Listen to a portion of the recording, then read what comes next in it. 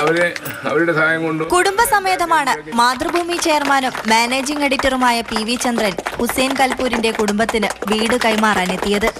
ഏറ്റവും അർഹതപ്പെട്ട ഒരു കുടുംബത്തിന് തലചായ്ക്കാൻ ഒരു വീട് ഒരുക്കി കൊടുക്കാൻ സാധിച്ചതിൽ അതിയായ സന്തോഷമുണ്ടെന്ന് PV ചന്ദ്രൻ പറഞ്ഞു.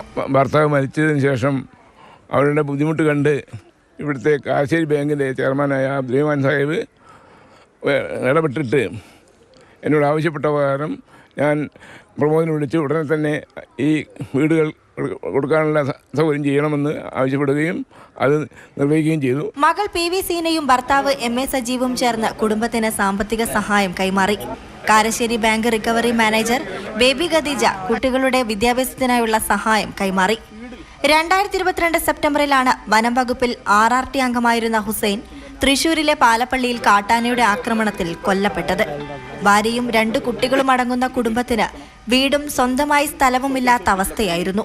Karassery bank chairman NK Abdurahman മുൻകൈയെടുത്താണ് കൊച്ചൗസേപ്പ് ചിറ്റിലപ്പള്ളി ഫൗണ്ടേഷനും മാതൃഭൂമിയും ചേർന്നൊരുക്കുന്ന എന്റെ വീട് ഭവന പദ്ധതിയുടെ സഹായത്തോടെ വീട് നിർമ്മാണം സാധ്യമാക്കിയത്. മാതൃഭൂമി ന്യൂസ്, കോഴിക്കോട്.